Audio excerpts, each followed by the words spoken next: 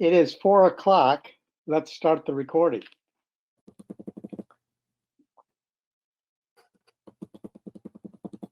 This conference will now be recorded.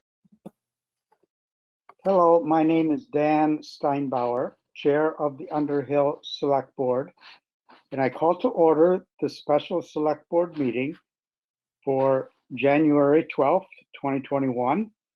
We are meeting remotely following all aspects of the Vermont Open Meeting Law by virtue of Act 92 of the Vermont Legislature and Governor Scott's emergency order due to COVID-19. The meeting is recorded and is available to anyone who wants access. We're using the GoToMeeting platform, so all who want to can participate. Please mute yourself when you are not speaking in order to cut down on disruptive feedback. So let's start with introductions, first with the Select Board, and then with town officials, and then anybody else who is present. I'm Bob Stone. I'm on the Underhill Select Board. I'm Peter Duval. I'm also on the Select Board.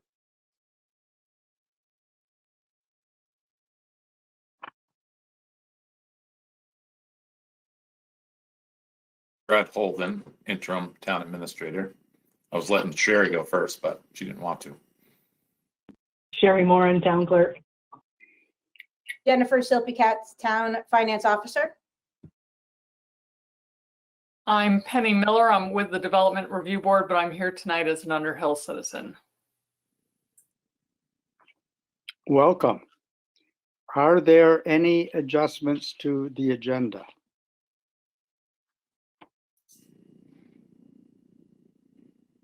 Peter?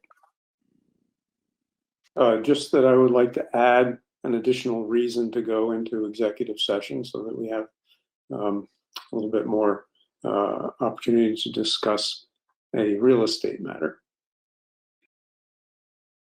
We don't really, I'm not prepared to do that. I saw your email pop up, but that was 15 minutes ago. And we are on a limited time. We're dealing with articles mainly today. And we need to get back into open session. I understand that, but we can take a few moments to discuss this. Jennifer? I didn't know, I guess I can make my comment during the public comment session. This is just about agenda items, correct? Correct. All right, I'll wait. Thank you.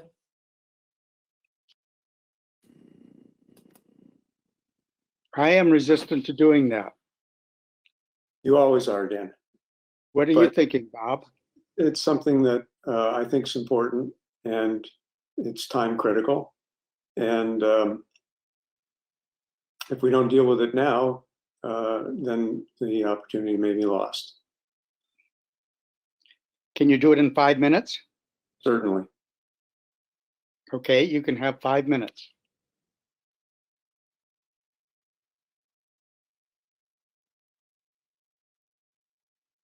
Is there any public comment? You have 2 minutes. Go ahead, Jennifer. This is Jennifer. I just wanted to, I had 2 people say to me randomly today, and I haven't really seen the news, but I just wanted to mention it. Something about there being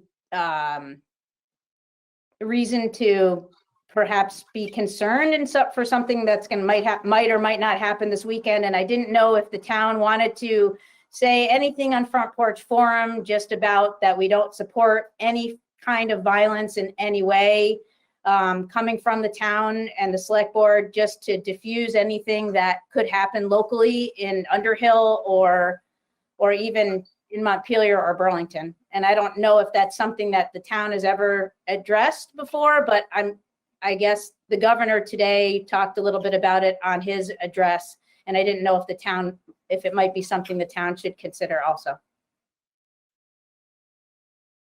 Thank you, Jennifer. These are interesting times. Penny. I just have something to say for a few minutes. I can only be here for a couple of minutes, and I timed myself, Dan, and I think it's just a couple seconds over 2, and I'll just read it. Okay. Okay, a couple of weeks ago, I sent the following email to our legislators and received a thoughtful response from one that Martin Luther King Day, next Monday, is a national day of service, and it would be a terrific kickoff to this idea. I'd like to share my email with you, our town officers. Governor Scott, Dr. Levine, and our state legislators, thank you for all you've done and are doing to keep us safe. I try to listen to the governor's twice-weekly press conferences, and I have a suggestion. While you are urging people to get COVID tests, I know of people who won't get tested, not because it's a hassle to get tested, you've done a great job removing obstacles, but because it's a hassle to quarantine, especially true for people who took risks and could be positive but asymptomatic, and doubly so for people in multi-person households where the person who took risks has to completely isolate or the entire household can become a spreader. So I beg you, when you talk to the public about testing, urge town officers, community leaders, church organizations, friends and neighbors to step up, organize, and advertise to offer help during quarantine periods for other community members, grocery shopping, supplying meals, as some people may not get paid while quarantining and won't have money for food, running errands, childcare, and the like. Also, I think it's absolutely critical that employers and coworkers do whatever they can to urge their employees and coworkers to get tested and quarantine and make it clear that they will sacrifice to help the quarantined person out. For instance, allowing working remotely, continuing to pay employees even if they can't work. Perhaps the state needs to help out with this. Fill in at meetings, do double shifts to help cover for coworkers who are out sick. Understandably, it may rankle some employers and coworkers to make sacrifices for those who took risks they shouldn't have, but we have to rise above any resentment if we're going to protect our state. If you and we can figure out how to support people who feel they can't afford the time or financial cost of quarantining, more people would quarantine and less virus would spread. Let's make it as easy to quarantine as it is to get tested. Okay, that's it. Thank you, Penny. Have a good meeting. Thanks for relaying that.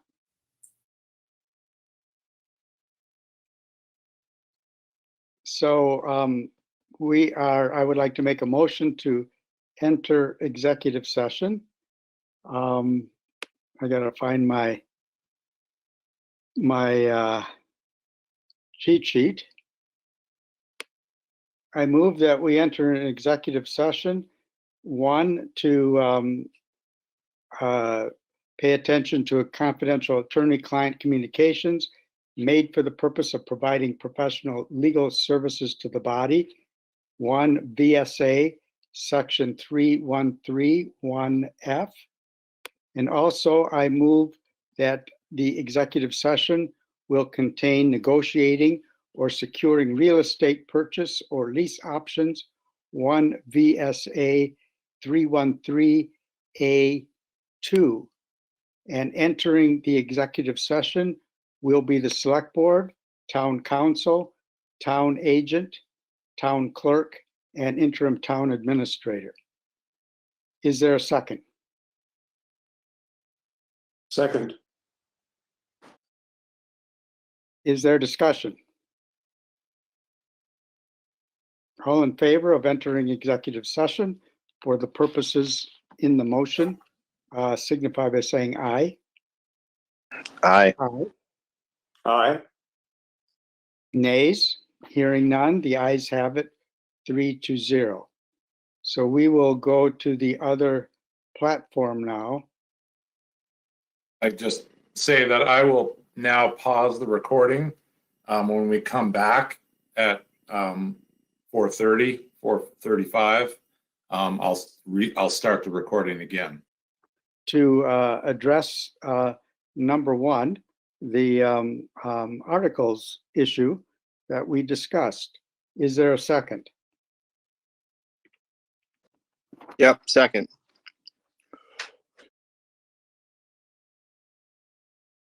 Is there discussion?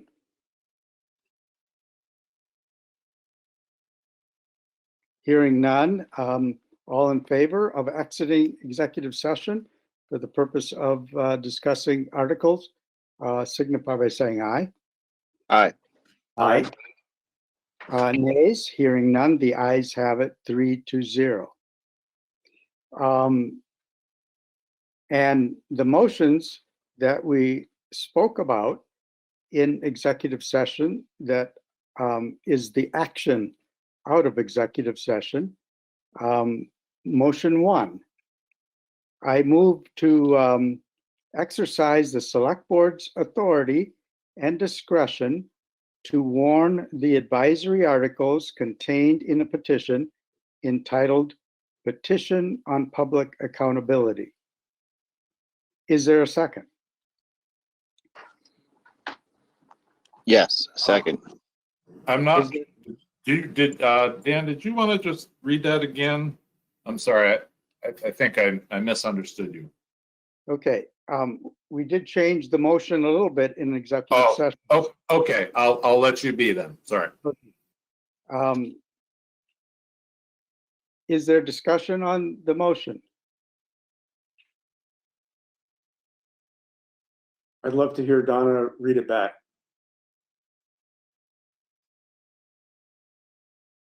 Okay, I'll see what I got. I may not have gotten every word, but let me see. Okay, so Dan moved to exercise the select board's authority and discretion to warn the advisory articles contained in the petition entitled Petition on Public Accountability. I was going to check the title and make sure if that was all of it. And I think that's all I've got. Did I miss anything? No, that's exactly as I have it on paper. Okay.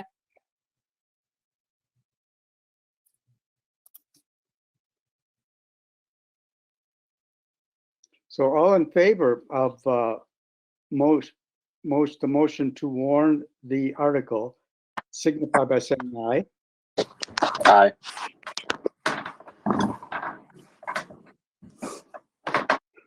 All in favor, all opposed, nay, nay.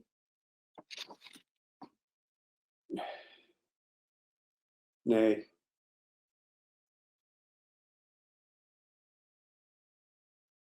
It appears that the nays have it. Bob, did you say aye or nay? I misvoted. I wanted to say nay. After I said that, I was confused. I'm sorry. I'd like to change my vote to reflect nay. Okay, so it seems like the nays have it, 3-0. The second motion that I would like to make is to issue to Mr. Demarest and publish on the town's website a letter explaining the reasons for the select board's decision not to warn the petitioned for advisory articles. Is there a second? Second. Is there discussion?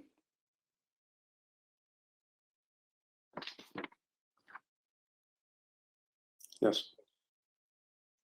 Peter?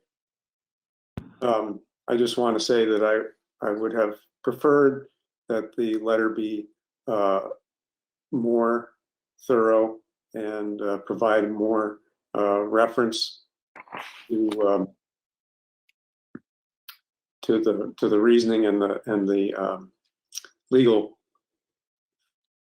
footing on which the decision was made.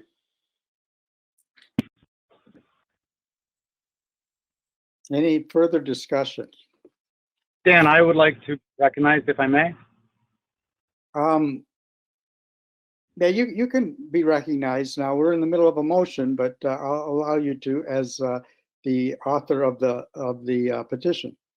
I am going to read that letter too, David. I would just like to understand why you have not recused yourself on this matter and why you're not choosing to abstain from voting on this matter.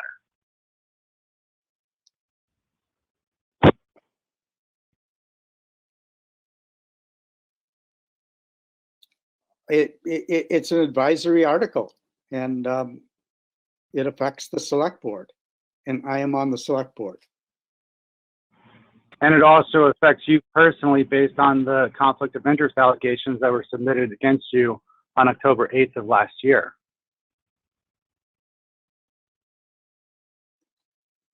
I have not understood what those are, and as I said last time, because one person thinks that a person has a conflict of interest doesn't mean that it is so. There's a process, and there has to be a lot of objective data and information that concurs with that process. So you're willing to deny those allegations publicly? I don't know what the allegations are, so I'm not affirming or denying. To me, they are non-existent unless they are brought out in the formal manner in which conflict of interest needs to be brought out.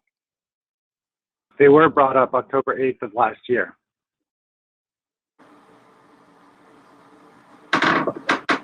Is there any other discussion?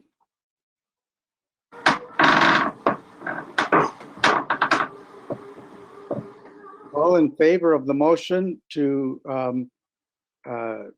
basically read this letter and publish it, signify by saying aye.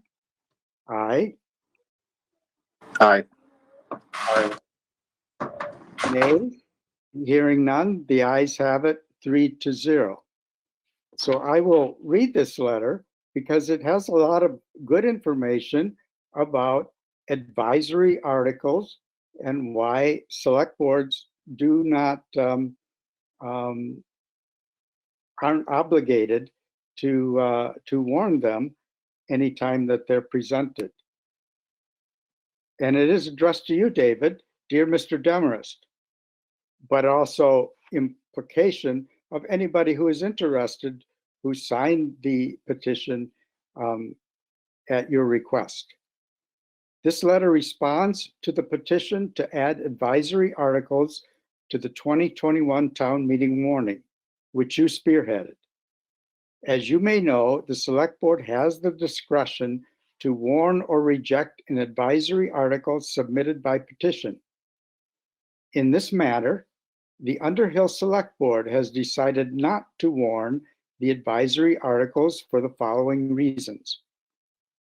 The first advisory article simply asks that the town assume only reasonable legal fees by following the statutory provisions of 24 VSA 901.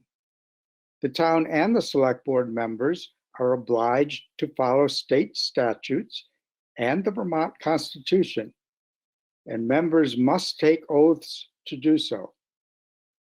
Thus, it is unnecessary for the voters to advise the select board on this issue. Further, we are not aware of any evidence that a town officer acted with any malicious intent in the performance of his or her duties. And the oaths that we took to be on the select board are a footnote. I continue. The second advisory article asks whether the town of Underhill annual report should itemize legal fees and expenses incurred during the fiscal year. The town report currently provides information about the budgeted and actual legal fees for the previous, current, and next fiscal expenditures. Like other itemized expense categories, the town report does not provide detailed breakdown of the expenses in each category. For example, training and development, professional and technical services, travel, etc. Such detail would render the already lengthy financial reports even more cumbersome. If a citizen wants greater detail about expenses by specific legal matter, the town will provide non-privileged information upon request. The third advisory article addresses adherence to Article 7 of the Vermont Constitution.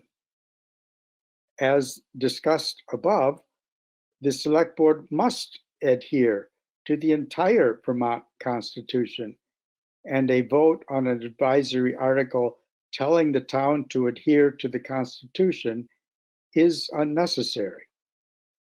Thank you for your interest in the town of Underhill. Sincerely, the Underhill Select Board.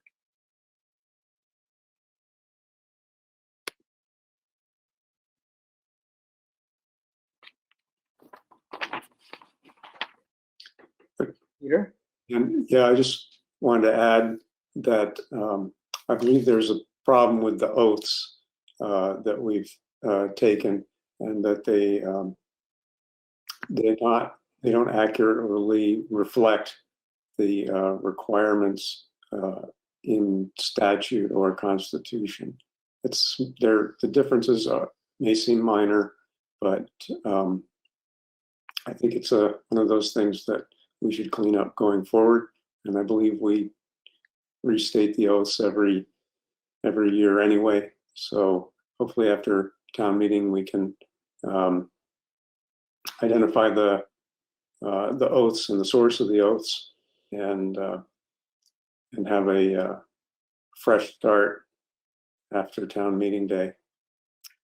I'd also like to offer a motion that the select board direct the financial officer to prepare a statement of the legal expenses, generally categorizing them by matter, and of course having some kind of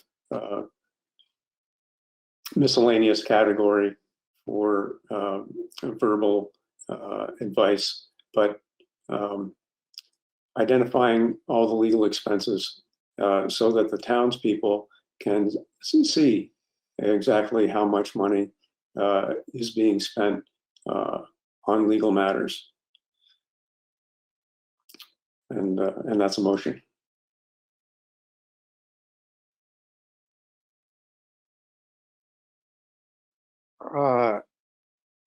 I'm not clear on what the motion is. That's something that we aren't already doing. I move to direct the town financial officer to prepare a separate report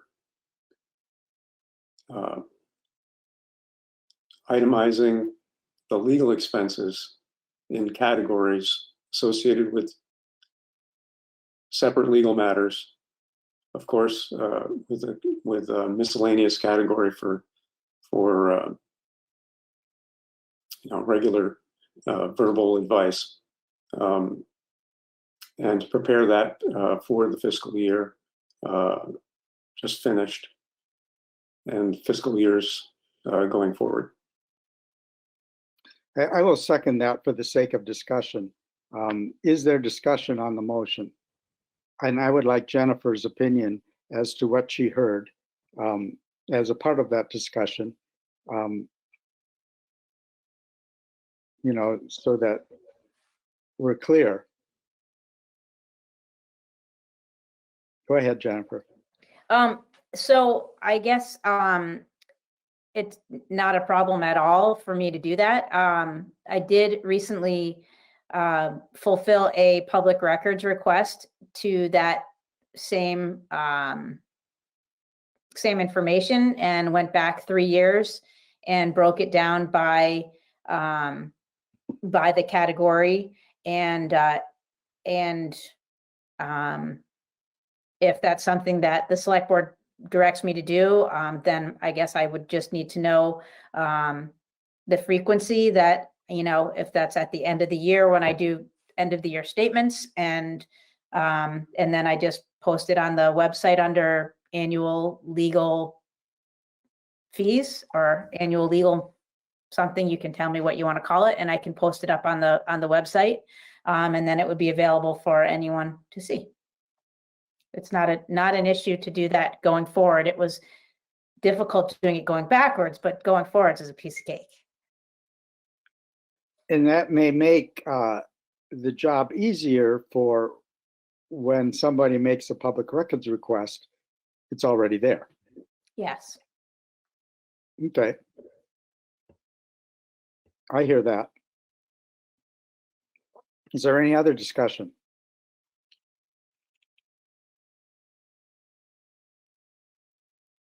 All in favor of the motion to direct the finance officer to make a more detailed listing of the legal expenses for purpose of publishing on the website, signify by saying aye. Aye. Aye. Aye. Nays? Hearing none, the ayes have it, 3-0. Can we move on to the other articles that we need to, I lost my agenda here. What are we doing? So yeah, we're on to town meeting articles and warnings. And there was a one-page thing I included in the packet with Okay. some of Sherry's, and I'll let Sherry speak to that. She authored some of those items. Okay. And Jen. You ready? I am ready. As Brad said, we have the one page from the packet that talks about the general and highway fund and our expenditures. So that's sort of given when Jen tweaks it out one last time in the next coming week or so. And then the articles that are on these on the form here, you need to yay or nay them so that we can either delete them, tweak them, do whatever it is that you as a board wish to do. So that's really it. So this is what I think right now that we have proposed for articles. And if there's something else that I'm unaware of, we need to address that tonight. And then at the next meeting, we'll finalize it and then I'll have a warning. So now this is where you guys decide. I can go down through each one, read them. It's totally up to you what you'd like to do. I'd like that, Jerry. Okay. So at the last meeting, Jennifer gave us some numbers, and Jen, feel free to chime in on any of this. So the numbers right now for the general fund and the highway fund, Jen, are you comfortable? We're going to take one last look with your numbers, and then we'll tweak those at the next meeting if we need to. So we'll just skip over those for right now. But the surplus. Sherry, let me just say that those numbers are right off of that version 7, that budget that the board, I don't know what the word is. Did they approve it or did they, whatever, adopted it? But I just want to double check and go through the spreadsheet and make sure that there aren't any errors in calculations so that those numbers are accurate. So that's the only thing that I would be addressing. Okay. So we'll do that at the next meeting. So at the last meeting, Jen had said there was some surplus available. So one of them was for the highway contingency fund. So the first article will read, shall the voters allocate $80,000 from the 2020 surplus to the highway contingency fund? The next one is $10,000 from the 2020 surplus to the general contingency fund. And so those were the surplus, right, Jen? Oh, then there was the, we'll have to get to that one after. And then there was discussion about borrowing money for a dump truck. So usually we use 180. It seemed kind of wishy-washy. We were kind of unsure. So I put 190 as a placeholder for a term not to exceed $5,000. That means we can borrow from the local bank. There is no bonding issues. And the next one was your Ashboard dam. So I created a fund that would say, shall the town establish a reserve fund to be called Tree Warden? We did Tree Warden because I believe, Jan, that we already have a line called Tree Warden, to be used for roadside removal, treatment, and planting of trees in accordance with 24 VSA 2804. So we have established the fund. Now we need to fund the fund. And that would be, shall the town vote to allocate $3,000 from the 2020 surplus to the Tree Warden Reserve Fund. And then the last article would be the charter change. And that language is just copied from the petition because it has to be as it stands. And I am the one that, yes, if there's questions, I authored all of this. So feel free to do what you need to do as a board. Any discussion about it? Do we need a motion first to, do we need a motion at all to accept these, or do we do that later? Sherry, what's the guidance? We do it later once we finalize absolutely anything, but I want this discussion to be, do you want more articles? Do you want less of this? Do you want to tweak the language? Do you want to manipulate dollars? That kind of thing. Okay. The only thing we can't manipulate is the starting point. Brad? Yeah, so I would just say that, yeah, this is the time to air out any discussion or any concerns that you have, because at the 21st meeting, we'll want to move on them. And I know some of the numbers aren't firm, but the numbers will be are just placeholders at the moment. Placeholders at the moment, and fine-tuned numbers will be in place for the 21st. But then we have the only other outstanding issue was the cannabis. And I guess, the discussion was had. There was no articles or nothing in writing per se with what had to be done. I've sent you lots of materials on that for reading. It's been almost a month now. And I would say that I would proceed with caution on that one, because I just don't think we're that informed with it, but that's up to the board what they want to do. Their VLCT had some guidance. I didn't get a chance to look at Middlebury. I think Middlebury is putting it on their warning, and possibly Brattleboro, but those are the only towns that I've heard of.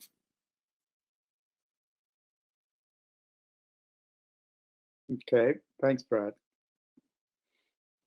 Is there any other discussion or questions that people would like to raise about any of these?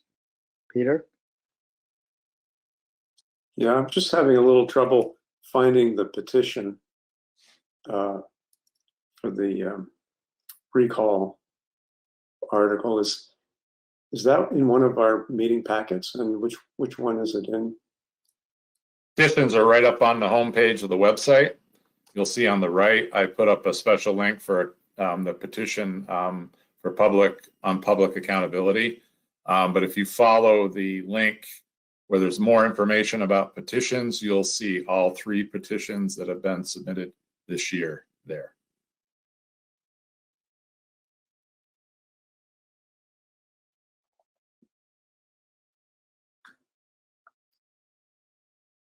So the second link down, and then when you click on that link, there should be another link that says 2020 petitions.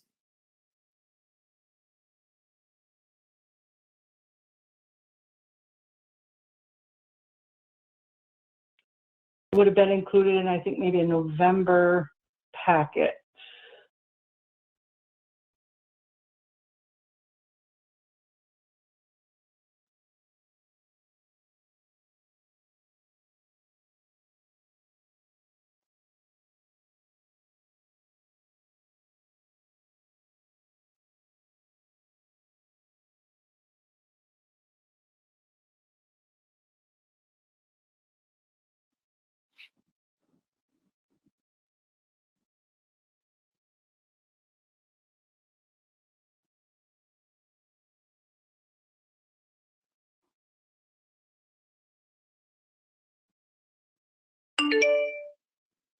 It's not different from what is printed in our packet, correct?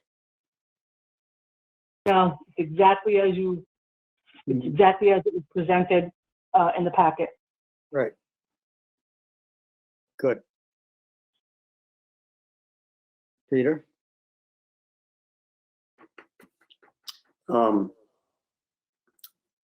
So I just want to point out to you that the Underhill Charter is in Appendix Chapter 155, and there is no Section 52 in the appendices. I'm not quite sure about the numbering either on the subchapter. Also, there's a reference to select man and Underhill, and pretty much the entire code of statutes has switched to referring to select board members as select board members, and that's been a long time.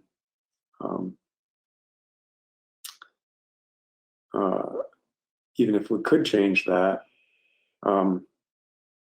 still wouldn't make a lot of sense, because I believe it would be the select board itself that would call the special town meeting.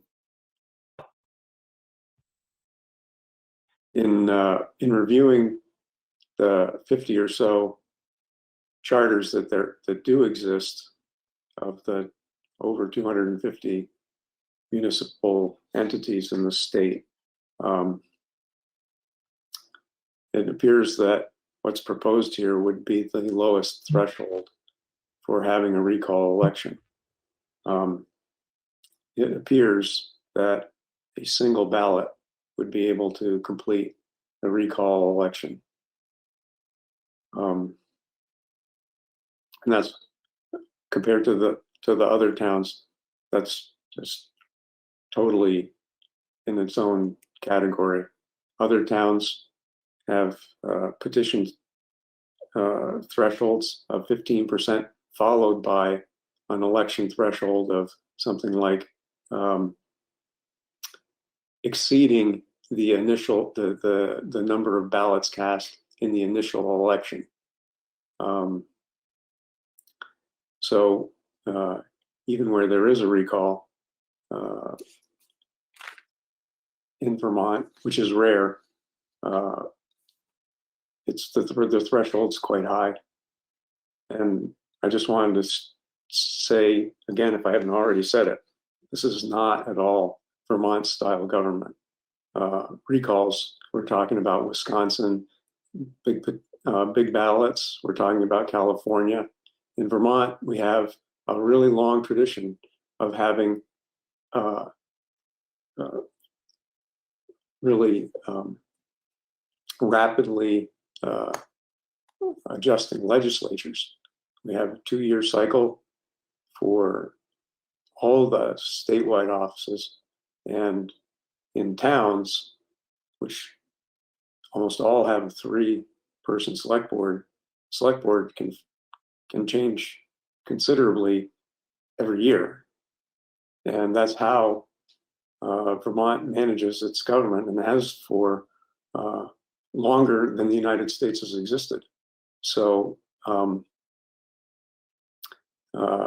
it's disappointing to me to see this ballot article, and I hope that we can work to clean things up. I wish that this had been something that came as a discussion item to the select board, so that we could have dealt with it in a legislative manner instead of having it appear like this in a way that cannot be corrected and cannot be really effectively discussed.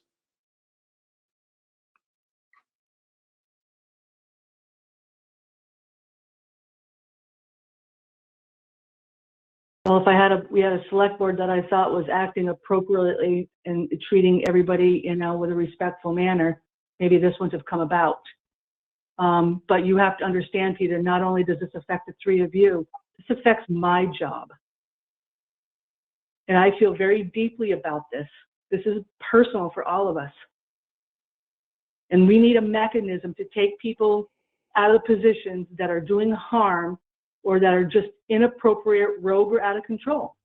And, whether it's you, me, or the other people on this board, it is what it is. And maybe we think about the way we're treating one another, the things that we say, the hateful, hurtful things. People have tried to approach you and me, and I'm taking everything what people say to heart. And I'm trying to change, but, look in your own backyard. And I think this conversation, Dan, really needs to move on. This is not a debate. Correct. We were just having discussion, and that's fair. Is there discussion on any of the other articles?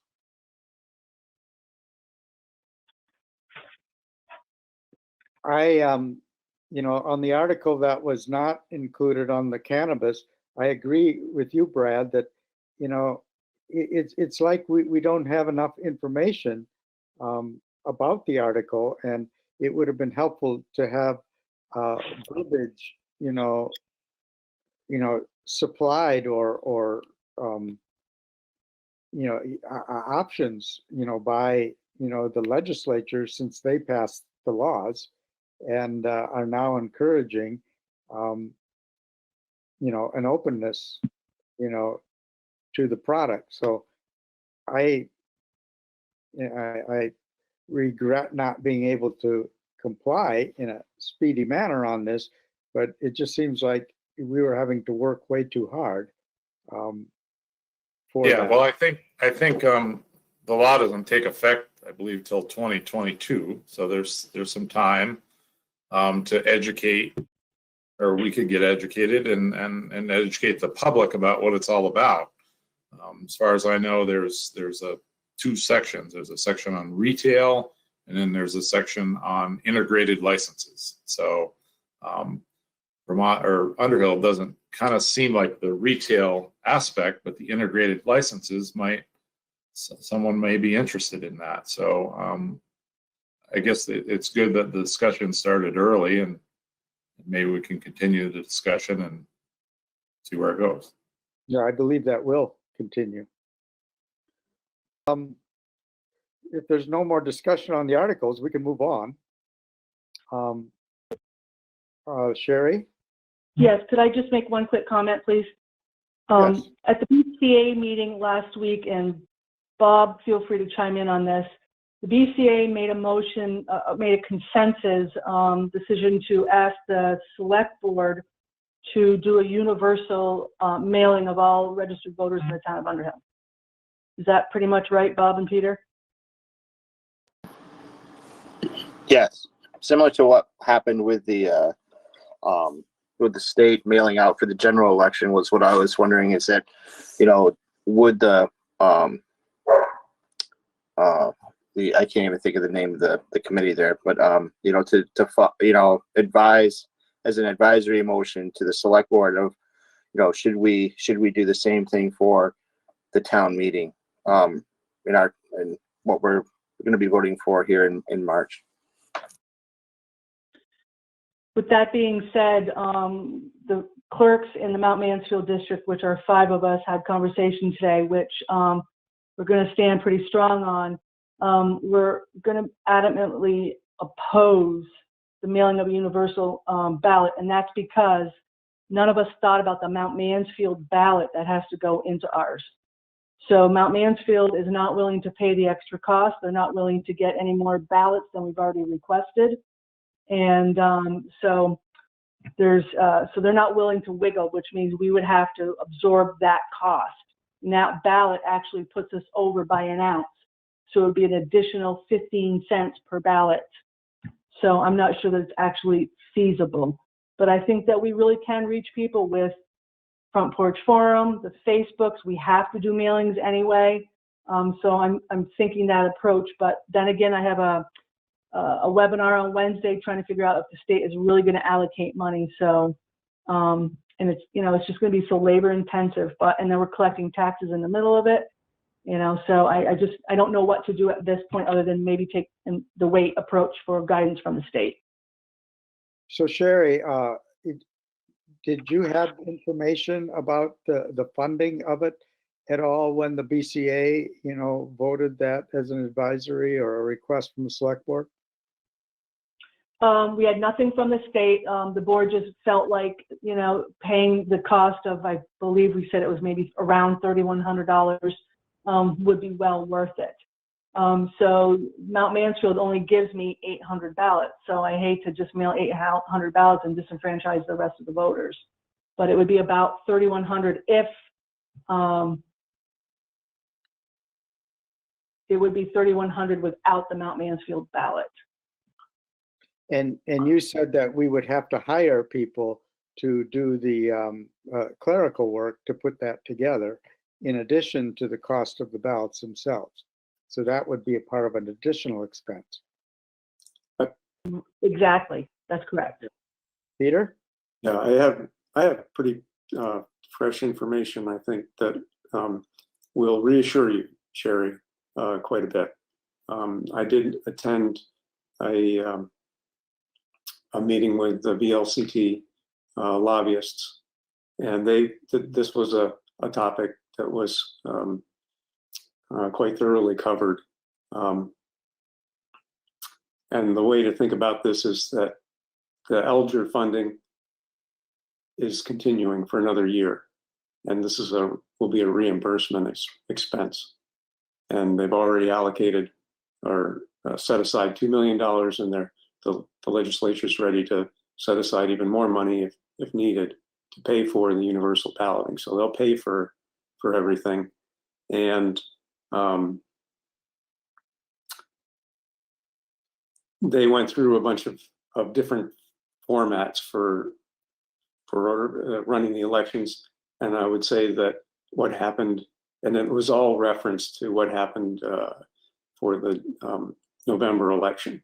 So it's pretty much a continuation of the process that has been established for the November election that they like. And the key point is enfranchising the voters. So I would say that there's a general support for the universal mailing of ballots to, and they used a special expression, active voters, which is pretty much all the voters that are on the checklist, minus the ones that are challenged, which I guess it's already been taken care of, I think. So there is an issue though with the schools, and that is a problem. But it's not the cost that's the problem. The problem is that all the jurisdictions have to do the same thing with respect to the school, or it's not fair. So if Underhill's mailing to everybody, but Jericho is not, and having an in-person town meeting, then the school cannot send out ballots to everybody in Underhill. And it appears that the solution to this is for the schools to do their own mailing and their own ballots. That's what was described in the meeting. So I think the thing to do is just not worry about the school and let the school handle its own balloting by itself. It may be that the in-person balloting happens normally, but I think the mailing part, I think they may have to decide on their own to do the mailing. And it wasn't clear to me whether that was all part of the same reimbursement funding, and that they would just get, the school would get the money back as well. But it did sound like there's a lot of scrambling, and it'll be, it's probably better not to coordinate.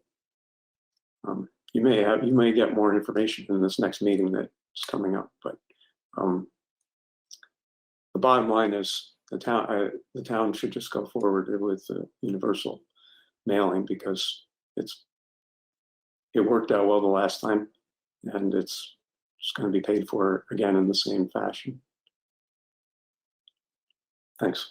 So you're suggesting that all 5 towns tell Mount Mansfield they have to mail their own ballots? I'm not suggesting it. That sounded like that was the only solution that was Okay. being determined at the legislature, or maybe it was the VLCT recommendation. I would definitely want to, you should definitely confirm all of that.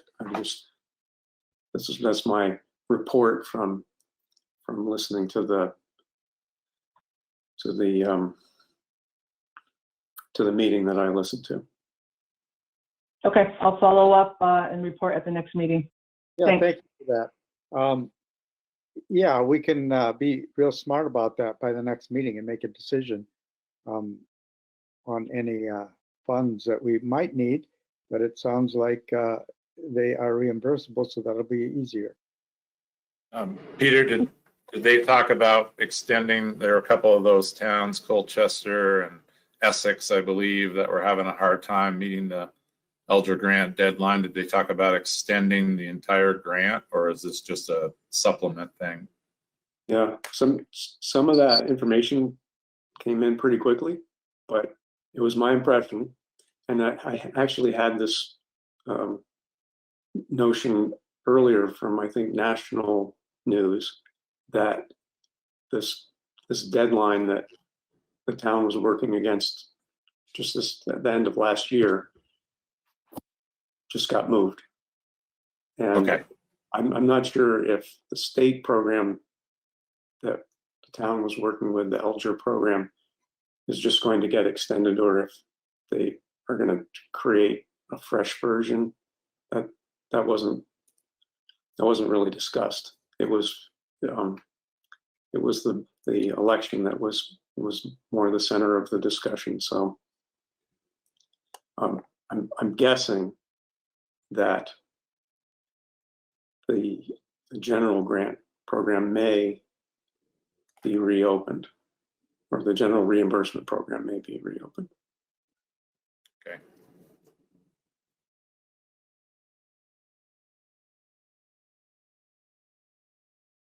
there anything else on articles, Sherry? No, I'm all set for the next meeting. Thank you. Excellent. And no other questions. So we are ready to move on, I think, to the UJFD revised budget. Is that correct, Brad?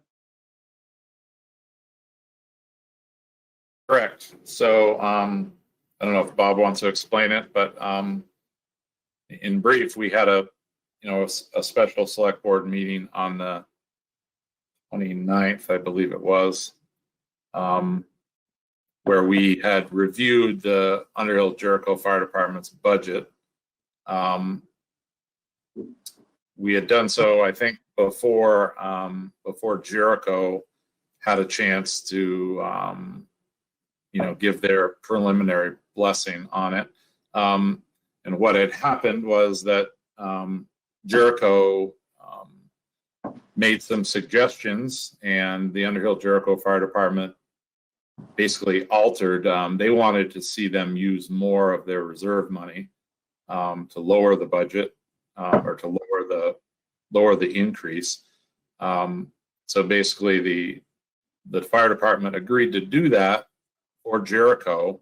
So thus that revised our version that we approved. And I think it brings into question that how does that process work? We looked at the budget and basically we approved the budget you approved the budget that was in front of you. Then the fire department goes to Jericho and they alter the budget. So it seems to be like the budget discussion involving two towns should involve two towns. So we have kind of an after the fact change, and I've sent you the revised budget and some correspondence that happened with a select board member in Jericho. So Bob may want to add something to what I just said. Yeah, I mean, I've distanced myself from the whole budget process with building the budget and, what line item in their budget should be and everything like that. But the way it works, my understanding of the way this works is almost exactly what Brad just said. We just happen to, in this particular case, we happen to get a bite at the budget first. And we approved as it was submitted. And then it went to a working group of one select board member in Jericho, as that's the way they chose to do it. And the budget was modified. So it then comes back to us. And I believe that that's problematic. I believe that if any one of the towns says anything other than yes to what the fire department presents in their budget, then the default must be that both towns, have a joint meeting to discuss the revision to the budget. And the town of Jericho may be onto something that, we didn't see. And, the same thing could hold true for the town of Underhill, but I believe it's problematic at best that when you have one town, change a budget and the other town is left holding it. I think that, we need to, engage the town of Jericho and ask them to meet with us to discuss why they feel the way they feel about the change to the fire department's budget. If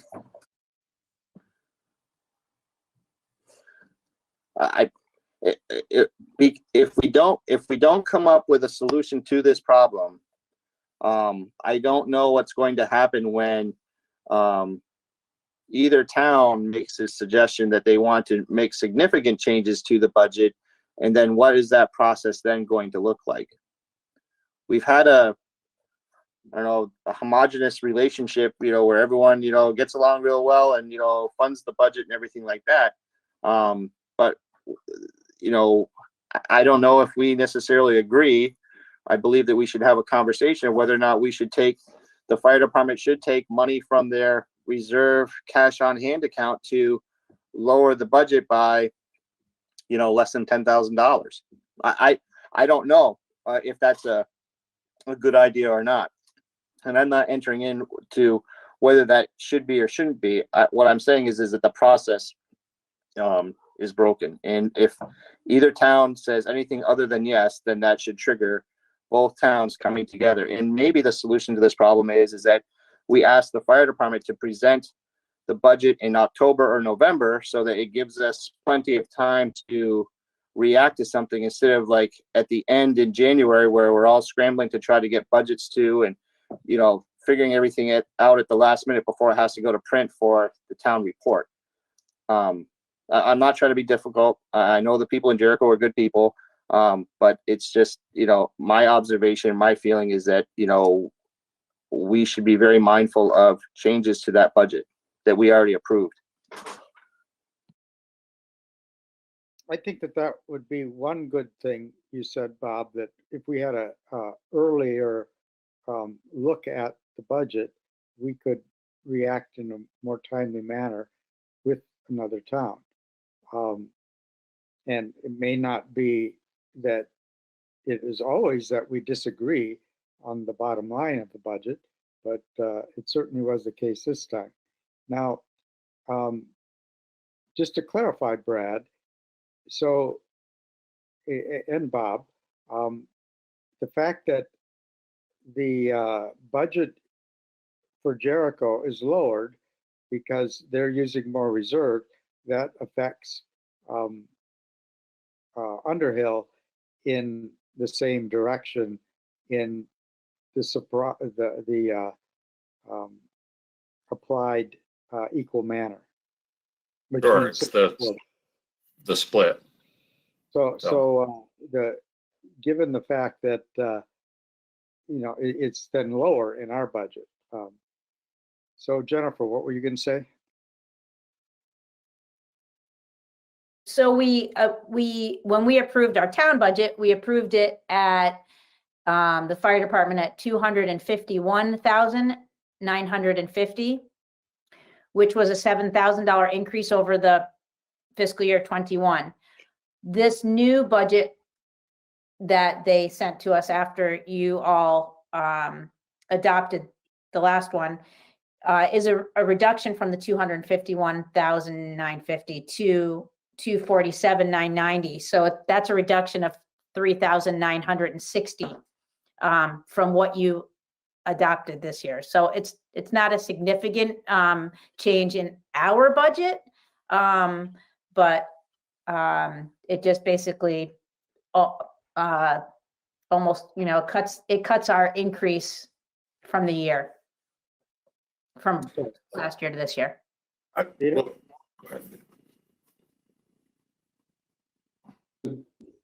This just goes to the surplus, right? The difference,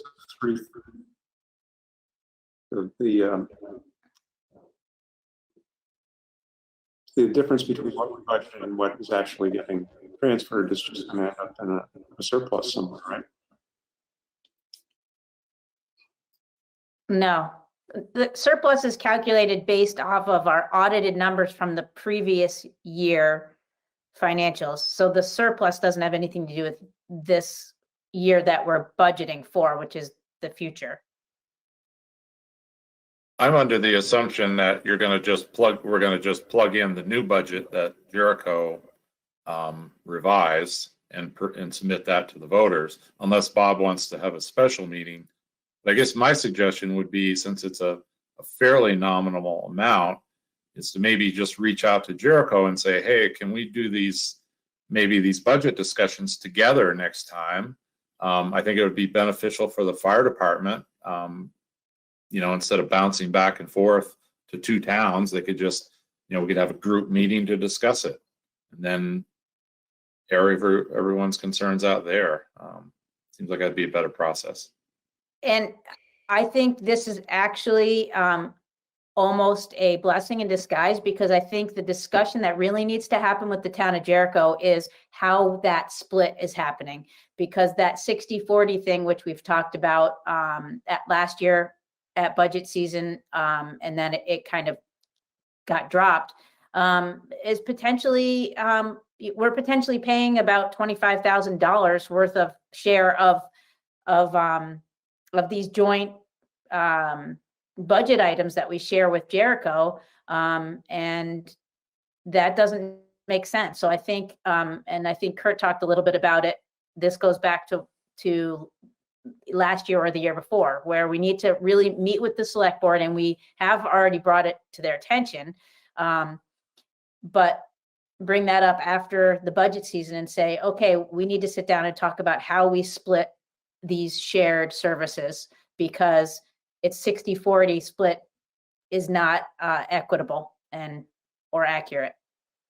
I agree, and I've been giving that some thought, and I think that we need to plan ahead. I would like to, and I think Bob mentioned that we should have an independent source to, crunch that. And what I would like to do is make it, kind of a normal, like every 5 years, it's automatically adjusted, just like, Social Security raises are adjusted to the rate of inflation, and that it is by population and by grand list, that we could develop some kind of a formula, and that's a discussion for another time. But I am giving that some thought, and I think that we need to pursue that discussion more, way ahead. I know we had talked about it last year, but with everything else that's happened in town and in the country and in the world, we kind of saw that as less of a priority, but it is a priority. Would it be appropriate to make a motion at this time, Dan?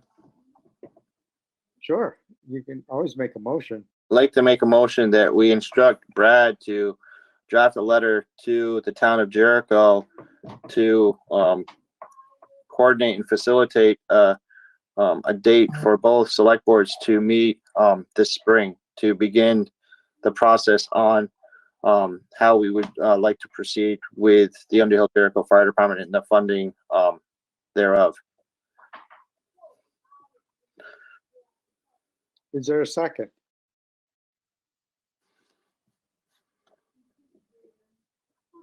I will second that with, you need to add the parks in there too, because it covers everything. That would be my contribution, and if I have to make that an amendment to your verbiage, or if you just want to change that. I mean, I'm fine. I don't want it to see, like we talked about this before, and it kind of fell off the radar screen, and I don't want it to fall off this time. And that's why I'm thinking, well, let's give everyone a chance to catch up and enjoy the spring flowers. But, in the same time, we need to, keep moving the ball forward, and, we need to engage the town of Jericho and, find out, how we're going to try to address this. And I don't know how else we do it without having, give direction to somebody to say, we need to meet. Peter? I'm just a little bit wondering about incompatibility of office here, but my other concern is that my real concern is that I'm not sure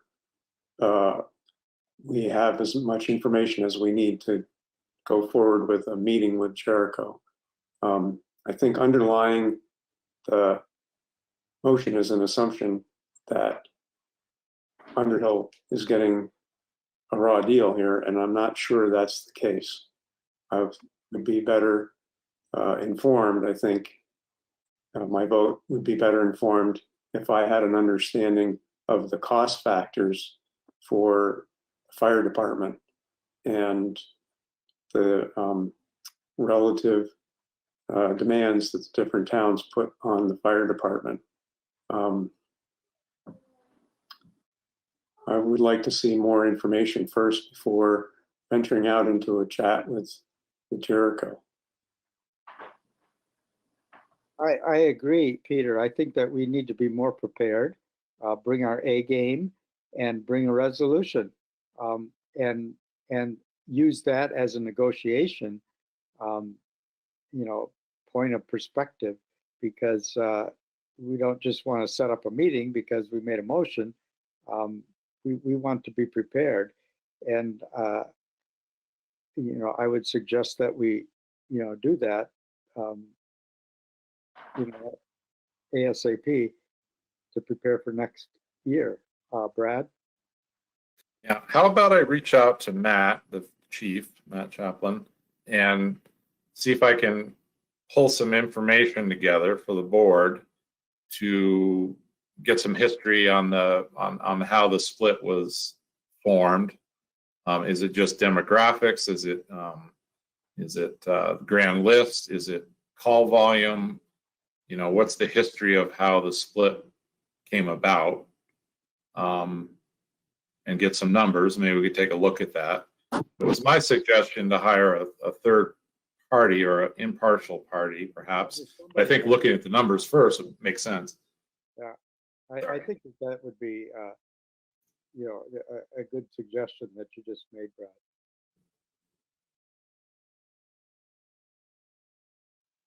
So we have a motion on the floor. If the discussion is over, I will call the motion.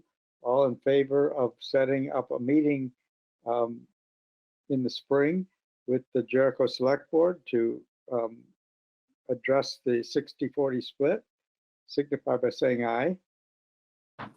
Aye. Nays?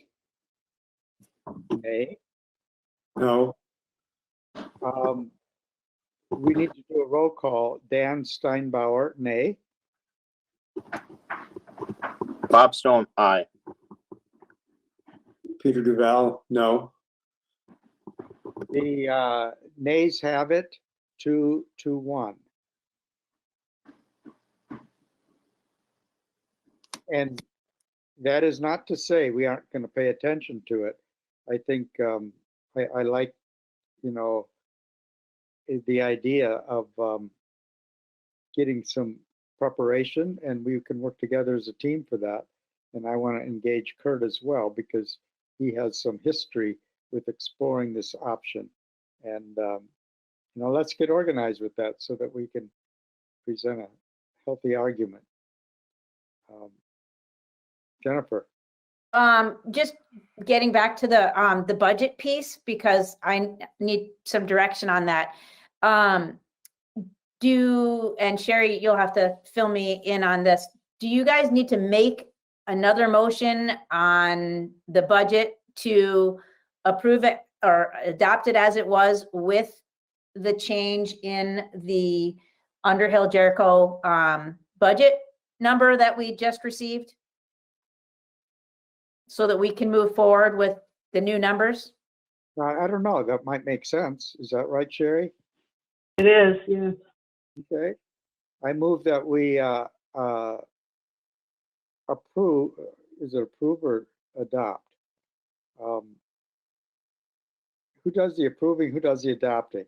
I know that the We do the voter, adopting, the board does the approving, yeah. we adopt the budget so that the voters can approve it. I move that we adopt the budget supporting the new numbers from the UJFD as a part of that budget request. Is there a second?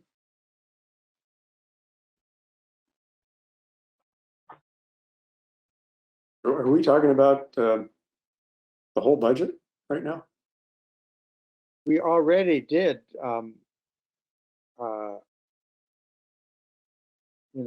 accept that budget.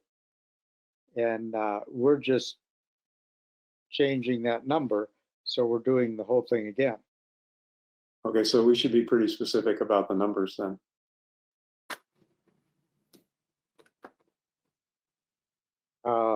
For UJFD, I mean, for the whole budget. I mean, you're talking about adopting a different budget, I think. We're talking about the same, the version 7 budget that you adopted with a change to one line under the Underhill Jericho Fire Department line number, I think it's 180, and I can confirm that, reducing that by $3,960. That is the one change to the budget from the one that you adopted at the last meeting.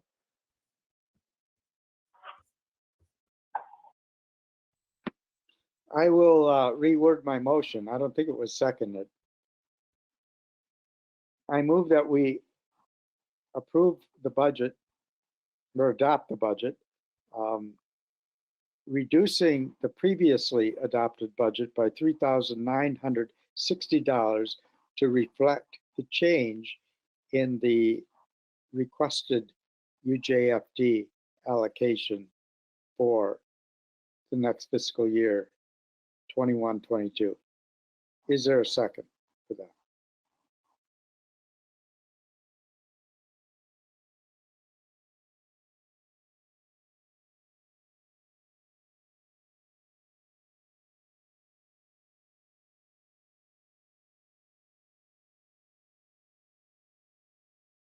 Hearing no second, the motion fails.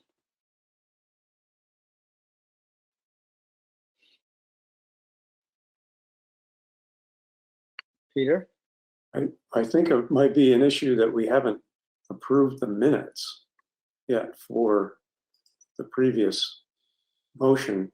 And the motion in the previous minute, the December 29th meeting, is not specific about the numbers as well. It is just, it reads, approve the budget as presented. I think also you need to keep in mind the articles will change too when we know the final numbers for, shall the voters, approve so much money and this amount of money raised by taxes, this amount of money raised by non-taxable revenue. So that's where the numbers will really reflect. The budget is, I appreciate you adopting the budget, but the voters will approve the budget. This just seems like a housekeeping detail to me, but maybe I've got it all wrong. But there was a slight change in what you approved before and just changing the budget to reflect the current numbers, but maybe I'm way off base.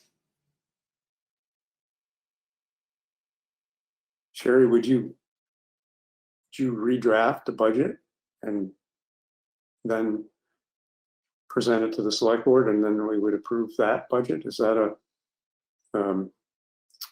a regular continuation of the process that was going on before? Yes.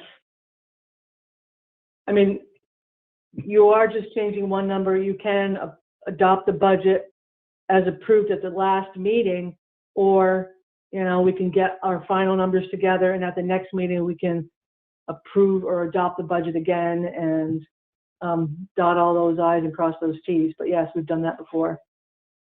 It'll be a little cleaner if we just get all the numbers done and wait for the next meeting. But keep in mind, you're at the 11th hour and there'll be no changing anything. Otherwise, there will be no warning.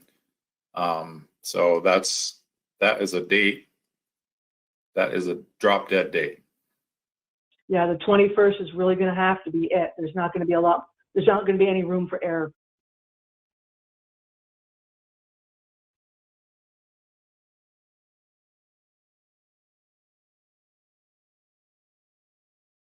Let's move on to the minutes then. Dan, I'd like to table the minutes until our next meeting and like to move on.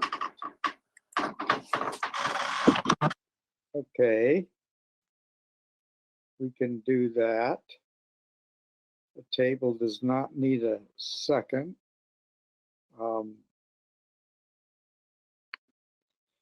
What's next then, Brad?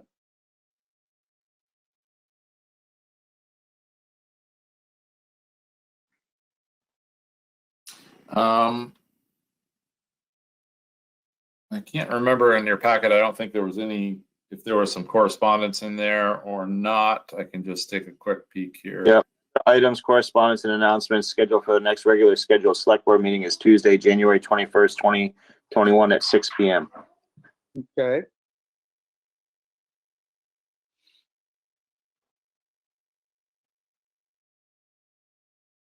And if there's nothing in your packet for correspondence, I'll just take a quick peek here.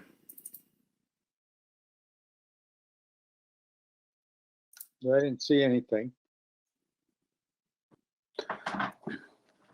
No. So just what Bob said, that's where we are.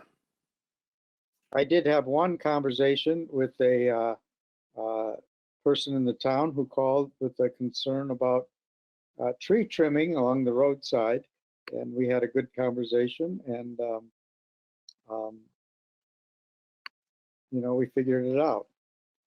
But that was the only interaction that I had that came to my attention.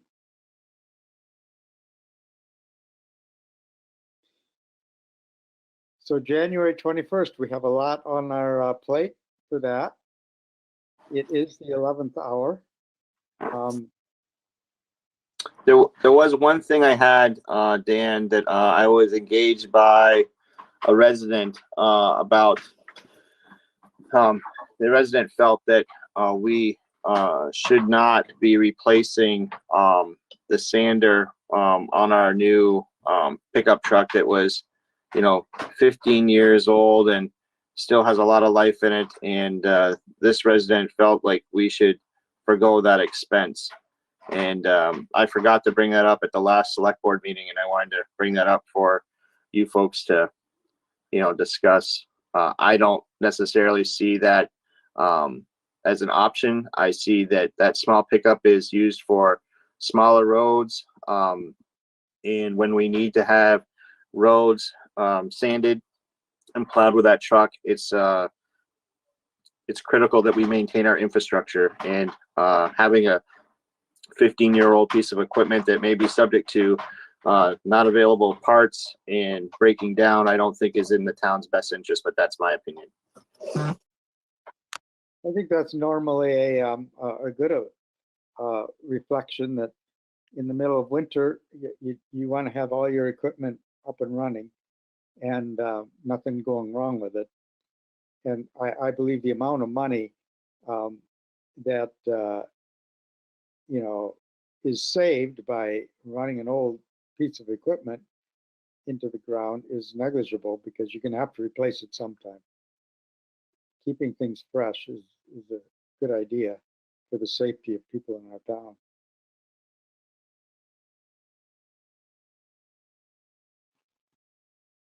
So is there a motion to adjourn? Indeed. Motion to adjourn. Second.